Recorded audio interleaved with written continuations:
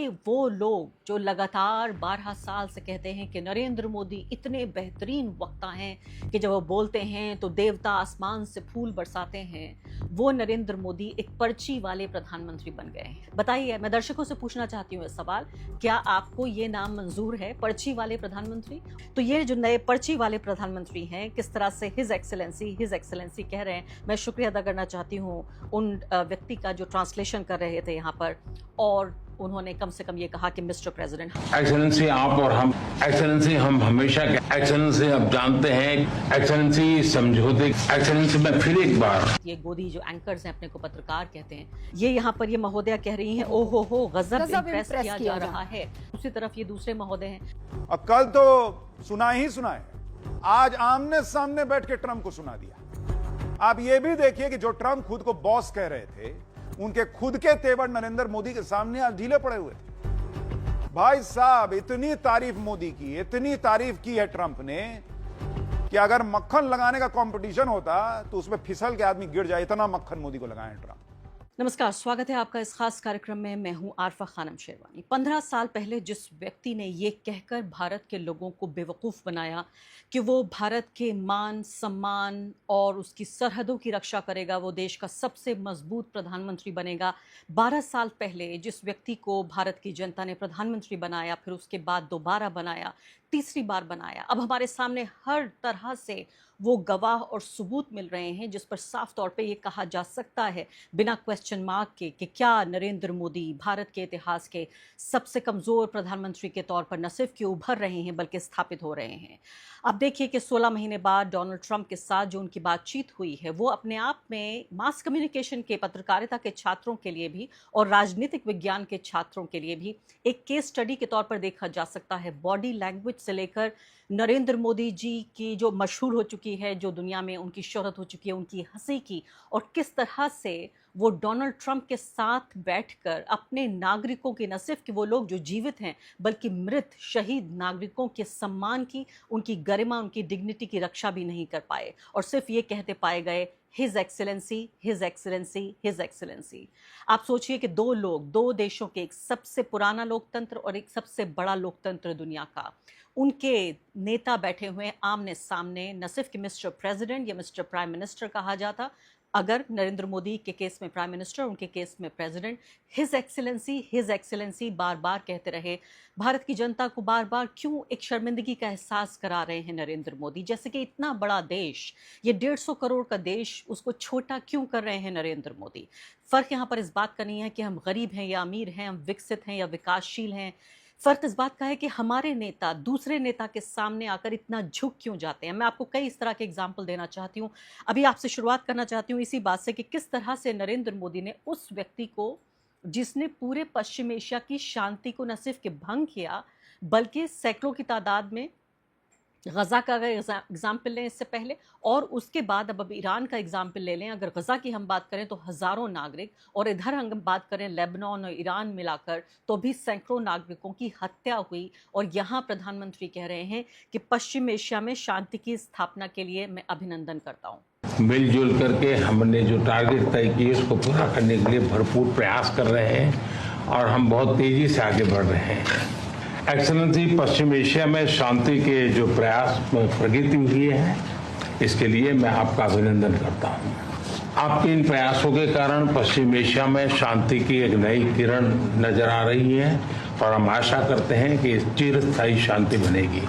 Excellency, आप और हम सभी इस बात से सहमत हैं कि हॉर्मुज का खुला रहना एक वैश्विक अर्थव्यवस्था के लिए बहुत ही अनिवार्य है।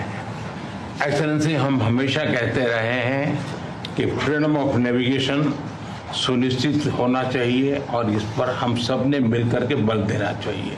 एक्सेलेंसी, आप जानते हैं कि मैरीटाइम ट्रेड की दुनिया में भारत के लाखों सी फेरर आज दुनिया के अलग अलग समुद्र में अपनी सेवाएं दे रहे हैं, विश्व की प्रगति में बहुत बड़ा योगदान दे रहे हैं, और मैं समझता हूं कि उनकी सुरक्षा भी उतना ही महत्वपूर्ण है। एक्सेलेंसी, समझौते के लिए शांति के प्रयासों में आपने भरपूर प्रयास किया है। मुझे पूरा विश्वास है कि समझौते में सी फेरर की सुरक्षा भी सुनिश्चित होगी और उसको प्राथमिकता मिलेगी। एक्सेलेंसी, मैं फिर एक बार अब आगे सुनिए आपको चाटुकार जो मीडिया है वो बताएगा कि कैसे छक्के छुड़ा दिए हैं। बाकायदा कहा जा रहा है कि अखिलेश यादव राहुल गांधी के छक्के छुड़ा दिए हैं, चूंकि नरेंद्र मोदी के सामने बिल्कुल चूहे की तरह नजर आए डोनाल्ड ट्रंप और कसीदे पढ़ते हुए नजर आए और इतने दीवाने हो गए, उनके होश फाख्ता हो गए। इस तरह से शब्दावली का इस्तेमाल किया जा रहा है। एक ही पल में आती हूँ, लेकिन इससे पहले एक गंभीर मुद्दे पर मैं यहाँ चर्चा करना चाहती हूँ। सबसे बड़ी बात मैं चाहती हूँ ये बयान आप सुनिए। Can you speak to the defense relationship between India and the United States? I think it's a great relationship. I can tell you this, without having a contract, we don't have a contract, you have to write contract. But if they were attacked, we would be there to help them. How is that? Is that a good statement? Okay, come here, man. If anybody attacks that man, we're going to be there. Now, if there's a new leader, I'm not sure about it. Okay. If there's a new leader, I don't know about that. But if they're attacked and he's the leader, we're going to be there to help. यहाँ पर आप देख रहे हैं, आवाज से पहचाना जा सकता है कि एनडीटीवी के पत्रकार हैं जो पूछ रहे हैं कि बताइए कि आप हमारे देश यानी भारत और अमेरिका के बीच जो रक्षा समझौता है, जो रक्षा से जुड़े हुए यानी जो डिफेंस रिलेशनशिप है, उसको डोनाल्ड ट्रंप किस तरह से देखते हैं। आपने सुना डोनाल्ड ट्रंप ने क्या कहा। डोनाल्ड ट्रंप ये कह रहे हैं कि अगर पहली बात तो नरेंद्र मोदी के लिए जिस तरह के शब्दों का उन्होंने इस्तेमाल किया, मैं नरेंद्र मोदी की नीतियों की और उनकी राजनीति की हमेशा आलोचना करती रही हूँ, लेकिन जब उससे देश से बाहर जाते हैं नरेंद्र मोदी तो वो भारत के नेता होते हैं और भारत के लोगों को रिप्रेजेंट करते हैं। और मन को बड़ा दुख पहुंचा, कहने लगे अजीब अंदाज में, उनकी शब्दावली देखिए, कहा कि ये बहुत खूबसूरत इंसान है, he is a beautiful man, ये कितने खूबसूरत हैं। और इसके अलावा फिर ये कहा बेहतरीन ट्रेडर हैं ये, but he is a killer. इन्हें अंग्रेजी में कहने की कोशिश कर रहे थे कि देखिए बहुत बेहतरीन डील करते हैं, ये किलर हैं, किलर डील करते हैं। लेकिन इन शब्द का इस्तेमाल क्या इसे किसी गंभीरता से लिया जा सकता है? और उसके बाद जब इनसे पूछा गया इस डिफेंस रिश्ते के बारे में, रक्षा रिश्ते के बारे में, तो डोनाल्ड ट्रंप क्या कह रहे हैं कि if anybody attacks that man we are going to be there. Now if there is a new leader I am not sure about this, कि अगर कोई अटैक करता है भारत के ऊपर तो हम उनके भारत के साथ होंगे, लेकिन सिर्फ जब तक नरेंद्र मोदी प्रधानमंत्री हैं। अगर कोई और प्रधानमंत्री होता है तो मैं इस बात की गारंटी नहीं दे सकता। पहली बात तो क्या अब हमारे ये दिन आ गए हैं कि हम दूसरे देशों से अपने देश के मामलात में, खासकर जो रक्षा सुरक्षा हमारी सरहदों से जुड़े हुए जो मामले हैं, विदेश नीति से जुड़े हुए जो मामले हैं, क्या हम बाहरी देशों को ये कह रहे हैं कि आप आइए, छा जाइए, हमारे मामलों में दखल अंदाजी कीजिए। दूसरी बड़ी बात यह है कि क्या बताना चाहते हैं कि नरेंद्र मोदी जब तक प्रधानमंत्री रहेंगे तब तक ही इस बात को अहमियत दी जाएगी कि इतने घनिष्ठ संबंध हैं दोनों के बीच में। तभी क्या प्रधानमंत्री को वो किलर कह रहे थे कि he is a beautiful man but he is a killer. और आगे बढ़ने से पहले एक अदना सी गुजारिश कि आप मेंबर बनिए मेरे चैनल का आरफा खानम शेरवानी। अगर आप मेंबर बनते हैं, आपके समर्थन से आप मेरा हाथ मजबूत करेंगे, इतना मजबूत कि मैं सत्ता का कॉलर पकड़ के सवाल पूछ सकूंगी और जो हमारे समुदाय में हाशिए के जो तबके हैं उनकी आवाज उठा सकूंगी। आप यकीन जानिए आपका एक छोटा सा सहयोग मेरे लिए इतना बड़ा होगा जिसके लिए आप अंदाजा भी नहीं लगा सकते। अब यहाँ पर देखिए आप, इफ दे आर अटैक्ड, वो ये कहते हैं I am not sure about it, if they are attacked and he is the leader we are going to be there to help. अगर कोई हमला करता है और अगर ये नेता हैं, ये प्रधानमंत्री हैं, तो हम मदद करेंगे। अब यहाँ पर ब्रह्मचलानी, डॉक्टर ब्रह्मचलानी भारत के, मैं कहती हूँ सबसे कम जो बहुत ही इज्जतदार और सम्माननीय माननीय जो आलोचक और समालोचक हैं और ख़ासकर डिफेंस मामलों पर जिनकी बहुत गहरी पकड़ है, वो ये कह रहे हैं कि दुर्भाग्यपूर्ण तरीके से जो इंडियन मीडिया का एक बड़ा हिस्सा है वो इसको सिर्फ एक जोक की तरह ले रहा है, एक चुटकुले की तरह ले रहा है कि भारत जो है, अमेरिका ने इस बात के लिए प्लेज किया है कि वो भारत को डिफेंड करेगा। No wonder American leaders have become skilled at stroking India's collective ego और that of prime minister Modi. यहाँ साफ तौर पे वो ये कह रहे हैं कि ये समझ में आ गया है पूरी दुनिया के नेताओं को, देखिए इनके अहम को, इनके ईगो को कैसे मसाज करना है, कैसे स्ट्रोक करना है इनके ईगो को, कलेक्टिव ईगो को, या फिर प्रधानमंत्री नरेंद्र मोदी। यानी जो लोग जानते हैं वो जानते हैं, जो लोग समझते हैं वो समझते भी हैं और समझाते भी हैं। ब्रह्मचलानी यहाँ कोई लेफ्ट लिबरल आदमी नहीं है ये कि ये मान लिया जाए कि ये तो बहुत पुराने आलोचक हैं, चलिए आलोचना कर रहे हैं। ये बहुत ही कोल्ड फैक्ट्स रखने वाले उस तरह के एक एनालिस्ट हैं जिनकी मैंने कहा कि सिर्फ इस वजह से कि वो किसी भी राजनीतिक यानी विचारधारा से उनकी नज़दीकी नहीं है, इसके लिए उनकी बहुत इज्जत की जाती है। अब दूसरी महत्वपूर्ण बात मैं आपको बताना चाहती हूँ, उससे पहले ये सुन लीजिए। राष्ट्रपति जी, आपसे मिलकर के बहुत खुशी हो रही है और पिछले वर्ष हम वाशिंगटन में मिले थे, उसके बाद हमारे संबंधों में एक नई गति आई है, नई ऊर्जा आई है और कई विषयों में हम बहुत मिल करके आगे चल रहे हैं। आप देख रहे हैं लगातार नरेंद्र मोदी जी के हाथ में जो ये दिख रहा है, क्या है ये? एक छोटी सी पर्ची है जिसमें वो बार बार हिज एक्सेलेंसी करके बातचीत कर रहे हैं। वो तो शुक्र मनाइए जो व्यक्ति ट्रांसलेट कर रहा था, इंटरप्रिटेशन कर रहा था, उसने हिज एक्सेलेंसी ना कहकर राष्ट्रपति का नाम लिया, मिस्टर प्रेसिडेंट का नाम लिया कि मिस्टर प्रेसिडेंट उससे पहले लगाया, उनके किसी भी वाक्य से पहले। आप ये सोचिए कि इस पर्ची पर, यानी कि वो लोग जो लगातार 12 साल से कहते हैं कि नरेंद्र मोदी इतने बेहतरीन वक्ता हैं कि जब वो बोलते हैं तो देवता आसमान से फूल बरसाते हैं, वो नरेंद्र मोदी एक पर्ची वाले प्रधानमंत्री बन गए हैं। और अच्छा याद दिलाया कांग्रेस पार्टी ने कि मनमोहन सिंह जब बात कर रहे थे अपने काउंटर पार्ट बराक ओबामा से तो कैसे बात करते थे, और नरेंद्र मोदी जब बात कर रहे हैं तो कैसे बात कर रहे हैं, देख लीजिए।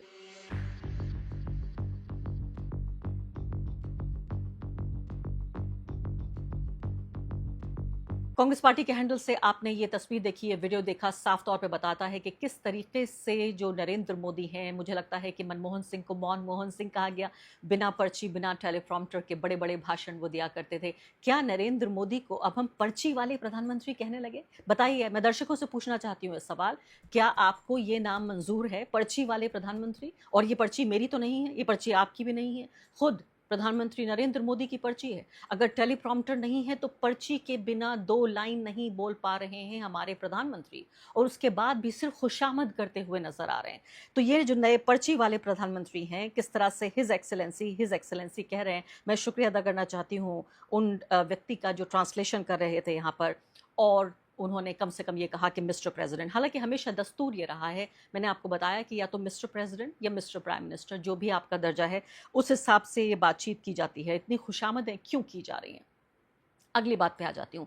मैं कह रही हूँ आपसे कि ये सिर्फ कुछ 13 मिनट की प्रेस कॉन्फ्रेंस, और आप ये देखिए कि अपने आप में ये एक एविडेंस है, मैंने कहा राजनीतिक विज्ञान के छात्रों के लिए भी और पत्रकारिता के लिए भी, कि आप देखिए किस तरह से इसमें बिल्कुल एक्सपोज हो गए हैं प्रधानमंत्री नरेंद्र मोदी। अब यहाँ पर बात आती है हमारे 3 नाविकों की मौत की बात आती है, और पूरे तरीके से नरेंद्र मोदी तो सवाल भी नहीं पूछ पाए, कोई जवाबदेही नहीं मांग पाए। जब किसी ने बोला, वहाँ रिपोर्टर ने, शुक्र है उस रिपोर्टर ने कम से कम इतना पूछा भी, तो डोनाल्ड ट्रंप ने ये कह दिया कि हाँ ठीक है, ये बहुत ही रफ प्रोफेशन है, ये बड़ा ख़राब जुझारू यानी कि बहुत झमेले वाला ये प्रोफेशन है, पेशा है, और यहाँ ऐसा होता रहता है। सुनिए। I'm Shubhendu from Doordarshan, but there is also tragic loss of lives of Indian sailors recently, sir, in American strikes. Any words of condolences for the grieving families, sir? Yeah, I do. I heard about that. It's a rough profession. There's no question about it. And we work together on it. This has been happening throughout time. But we work together on it. Yeah. साफ तौर पर आप ये देखिए, Siddharth Varadarajan tweet करते हैं और कहते हैं कि ट्रंप उसी अमेरिकी सेना के कमांडर इन चीफ हैं जिस पर अंतर्राष्ट्रीय जल क्षेत्र में भारतीय नाविकों की मौत का आरोप है। वही ये कह रहे हैं कि भारत की रक्षा करेंगे, वो भी तब जब तक कि मोदी प्रधानमंत्री हैं। ये बयान जितना कि हास्यास्पद है, उससे भी ज्यादा कि देश के बड़े अखबारों ने इसको खबर ही बना दिया। यानी वो व्यक्ति जो जिम्मेदार है, जो अध्यक्ष है उन सेनाओं का, वो कमांडर है, कमांडर इन चीफ है, उसके रहते हुए 3 नाविकों की, हमारी सेलर्स की हत्या हुई। उस व्यक्ति ने माफ़ी मांगना तो दूर की बात है, सीधे तौर पर आप ये देखिए कि ये कह दिया कि हाँ ये पेशा ही ऐसा है, ये जोखिम भरा हुआ पेशा है, यहाँ ऐसा होता रहता है। अब मैं आ जाती हूँ बेहूदगी पर। जी हाँ, इस शब्द का इस्तेमाल माफ़ कीजिएगा मुझे करना पड़ रहा है। बेहूदगी पर जो हमारे तथाकथित ये गोदी जो एंकर्स हैं, अपने को पत्रकार कहते हैं, इन दोनों जो महोदय और महोदया हैं, इनकी तस्वीर आप देखिए। ये किस तरह से, मैं कह रही हूँ, बाकायदा देवता तो जब फूल बरसाएंगे तब बरसाएंगे, लेकिन अभी फ़िलहाल एंकर्स फूल बरसा रहे हैं। खुशामदी भाषण देखिए किस तरह से दे रहे हैं। ये यहाँ पर ये महोदया कह रही हैं, ओ हो गज़ब, इम्प्रेस किया जा रहा है, और तमाम जो अपोजिशन के लीडर्स हैं उनके सबके छक्के छूट रहे हैं। दूसरी तरफ ये दूसरे महोदय हैं। और ये भी देखिए आजकल के दौर में कि कोई भी पत्रकारिता की योग्यता के आधार पर अब सिलेक्शन नहीं होता किसी का कि कौन कहाँ किस चैनल में जाएगा। सिर्फ और सिर्फ जो आका हैं सियासी, वो तय कर देते हैं कि ये प्रोग्राम अब आप आज से करने लगेंगी, और ये वाला प्रोग्राम जो आप करती थी ये साहब करने लगेंगे। इस तरह से अदला बदली आजकल हो जाती है चैनलों में। बिल्कुल ऐसा लगता है कि मजाक कर लिया है इन्होंने पत्रकारिता के साथ, भारत के दर्शकों और पाठकों के साथ। वो कहते हैं पूरी दुनिया में चर्चा है कि मोदी ने ट्रंप को कायदे से सुनाया, बॉस राहुल केजरीवाल के होश उड़ जाएंगे। सुन लेते हैं। और कल तो सुना ही सुना है, आज आमने सामने बैठ के ट्रंप को सुना दिया।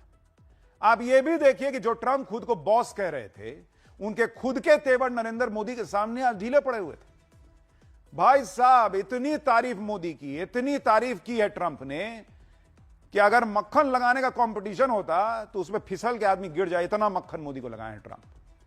जी हाँ, बेहद दुख और तकलीफ की बात है कि मैंने कहा कि इससे फ़र्क नहीं पड़ता कि हम गरीब देश हैं या अमीर देश हैं, इससे कोई फ़र्क नहीं पड़ता कि हम विकसित हैं या विकासशील हैं।